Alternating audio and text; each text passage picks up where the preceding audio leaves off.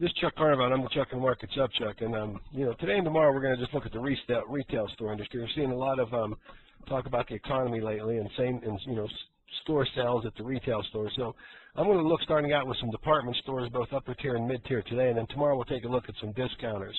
But what I really want to emphasize here is how it's the individual business results of the company is so much more important than the economy or the stock market itself. So we're going to look at some of the major retailers, not all of them, but some of the major ones, and show you what they look like over the last 15 years. We're going to start with J.C. Penney. I want you to notice earnings, fell precipitously from 1996 into 2001, which of course was a recession. Then we had a nice recovery and a nice rally in the stock price, and then during this more recent recession, both stock price and earnings fell again. I'm going to look at this from a standpoint of performance, and I'm going to go a little slow the first one here, but I'll go quicker as I go through this. $100,000 investment, 15 years ago, roughly 14 plus years ago, would have, actually lost, just under 40% of your money, a minus 3.2% compounded return versus 4% in the S&P. So as you can see, it wasn't the stock market that, affected J.C. Penney shareholders as much as it was the company's operating results itself. Dillard's department stores, another, well-known retailer. You can see earnings, fell precipitously all through, from the beginning period here in 1996, you can see that earnings fell precipitously through the last recession, and then even beyond that into 2004.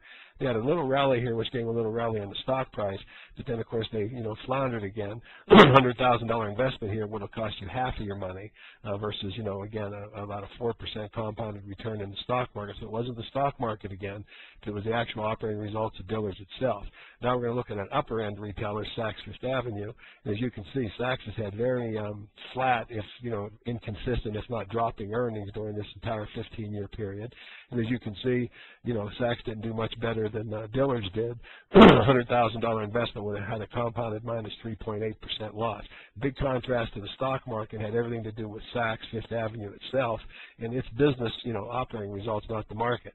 Macy's, another well-known, more upper-tier retailer, has fared a lot better. As you can see, they've got a lot more consistent earnings picture. They did get, kind of hit in the recession a little bit, but here you've got a company that actually generated a positive rate of return, although it still underperformed the stock market during this period. But you can see that the relationship between its operating results or its earnings per share and its stock price are very, very profound here.